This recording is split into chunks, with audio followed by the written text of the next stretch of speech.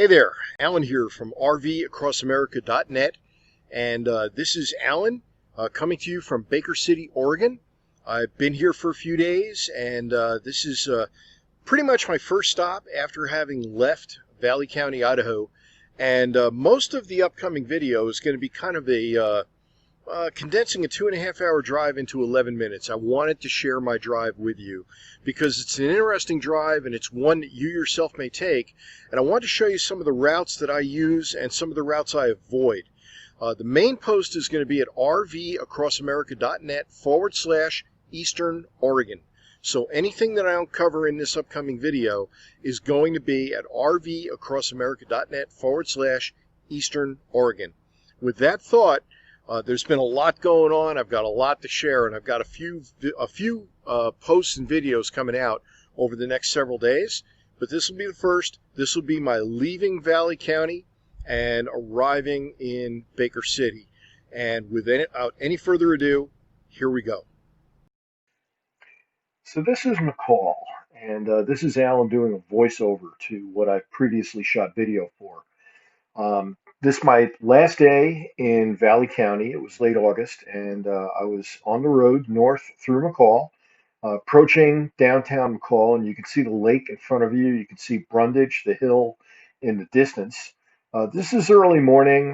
There's a great coffee shop right on the corner called Pay It Dream. So if you're in McCall, definitely stop in there and tell Becky Allen said hey. It's on the left as we're making this turn. McCall is a neat town. There are two other towns in Valley County, Cascade and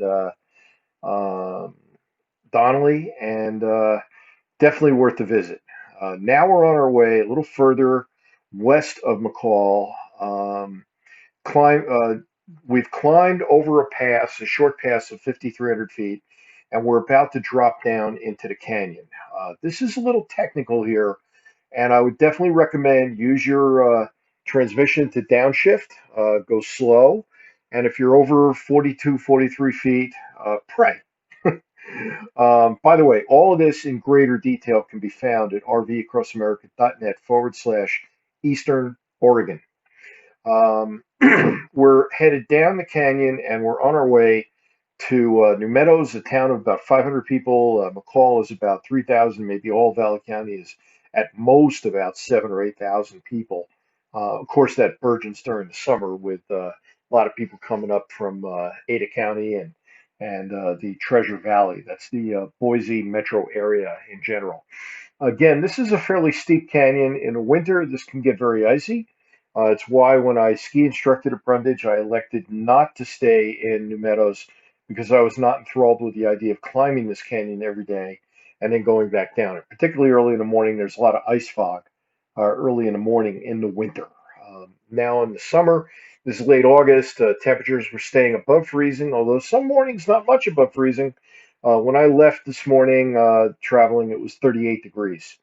We're now a bit further down the road at the bottom of the canyon. New Meadows is just ahead. The forest gives way to fields, and then you have the four corners, and that's about what New Meadows amounts to. It's about 2 blocks long, a couple of restaurants, and one motel, and you're not far from a outdoor hot tub area. Forgive my cough.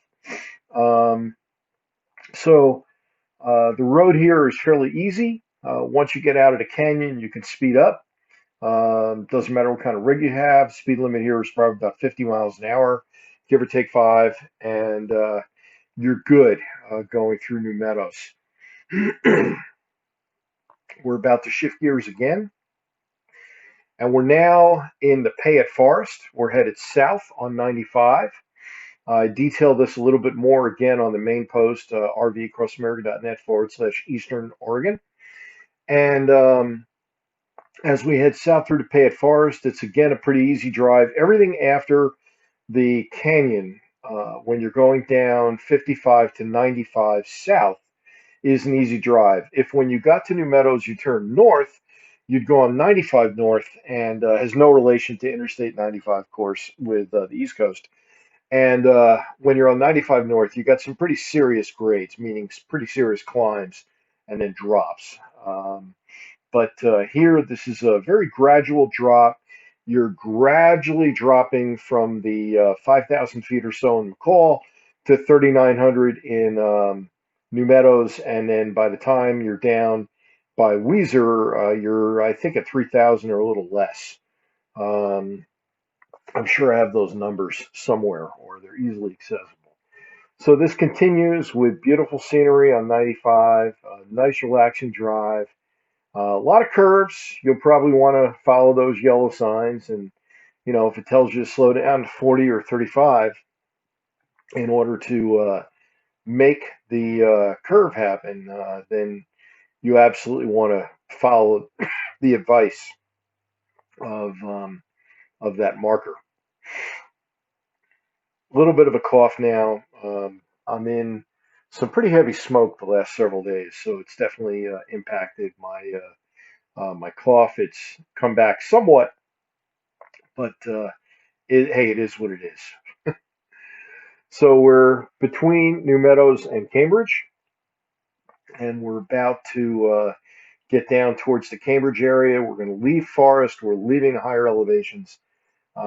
That ends at around 3,300 feet or so. And when you get down to lower elevations, it becomes much more desert-like. We're about to see, I believe, that shift. Here we go. So as you enter Washington County, you've got a lot of grasslands, high desert, I guess you could call it. Very dry area. The summer it can get very hot here, easily over 90 degrees, sometimes up around 100, maybe even higher. Approaching the town of Cambridge, and we're about to enter Cambridge. And I'm going to show you something when you're entering Cambridge that I also point out in my written narrative. Again, rvacrossamerica.net/Eastern Oregon. We're about to make a sharp left-hand turn. That's not a big deal. The road is marked for that. 95 continues by making this left-hand turn. You can see from the outline of the road that that's pretty much what everybody does. You're in the center of Cambridge. Now, on your right-hand side, maybe a couple hundred feet up from where we are, you'll see a sign to the right. It'll say, I believe, 71 in Hell's Canyon. That will cut you into Oregon, but it is a very, very winding road. And I was advised with my 35 footer, do not even think about it. I would think safely a 25 footer can go through there. And that advice came from the Washington County Sheriff. So I figured they pretty much knew what they were talking about. We've now jumped through Weiser. We're entering Oregon as we cross this bridge. This is a bridge across the Snake River. When we get into Oregon, there's not much of a town there. There's a couple of stores. And I'm going to take you on to 201. 201 is a bit of a shortcut. And I detail on the written post how to avoid this because this shortcut, and we're on it now, we're on 201. You're in Eastern Oregon.